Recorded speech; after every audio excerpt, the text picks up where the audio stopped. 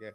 So obviously, you being from the Philly, a big boxing city, several greats have come after you. Danny Garcia, Bernard Hopkins was in the mix of your time, and now you got Jerome Boots Ennis. Who you think can be the next king of Philly?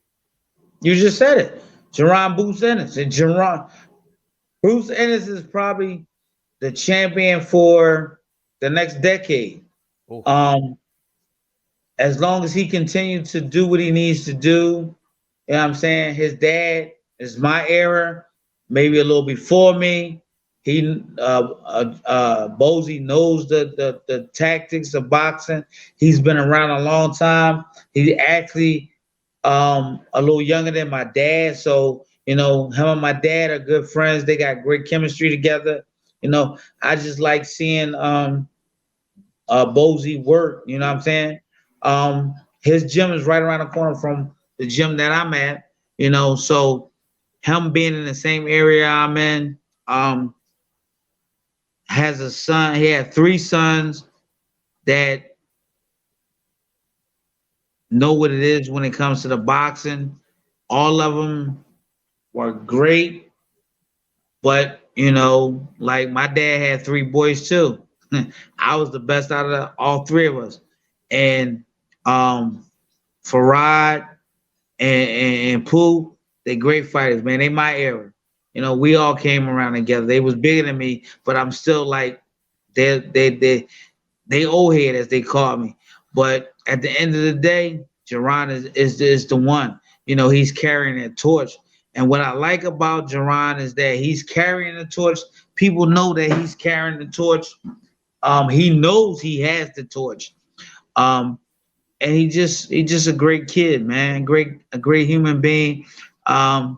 He's not arrogant. He's not selfish. He's not smart.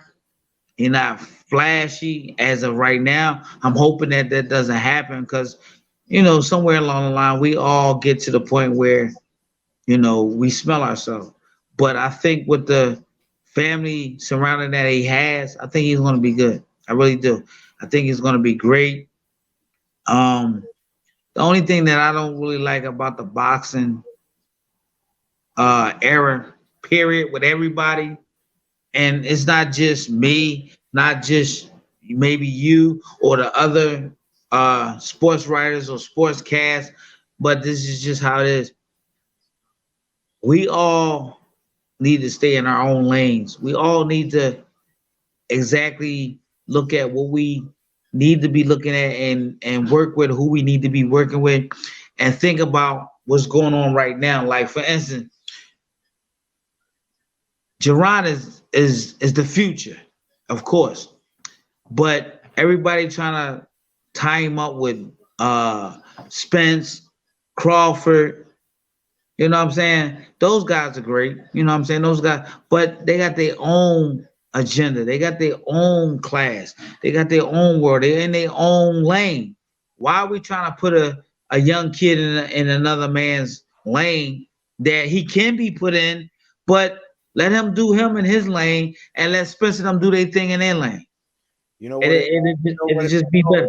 Though, it's because he's a problem, man, and it's like oh yeah, ain't no doubt. He's definitely a problem. You should know as a fighter when you start escalating that transcendent talent, people have no choice but to put you there. Because after a while, there was like because if you ever notice, after he knocked out Lipin Yates, there was okay. So what we gonna do about this Boots kid? Like it went from him being a second fight, and I just covered the Tank fight in DC, and he was the co-main, and it's like, being in DC, it was like home. He was being home. It was not far away from you guys, and he was. Yeah. People were just obviously disappointed that he didn't knock him out. They think he wasn't cutting off the ring. Now they feel because he didn't stop a guy that was his weakness, a guy that can move, a guy with movement, a guy that wasn't standing in front of him. So but see, you know what? You know what made it crazy with having my dad in my corner and training me at times? It came to the point that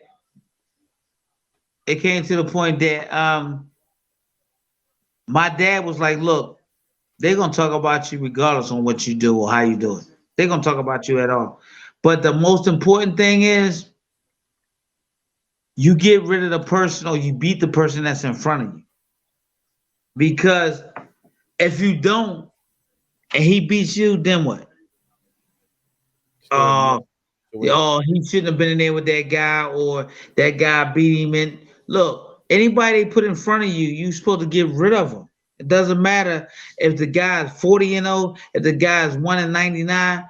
There's a reason he's there in front of you. There's a reason that they put this guy in front of you. They might have put him in front of you because they knew that he was gonna take everything that you had and give more, or he was gonna take and not give. You go out there and you do what you got to do to get rid of this guy, beat this guy. It doesn't matter. As long as you walk out that ring that night or after them 12 or 10 rounds as the winner, that's all that matters. I get it, man. So when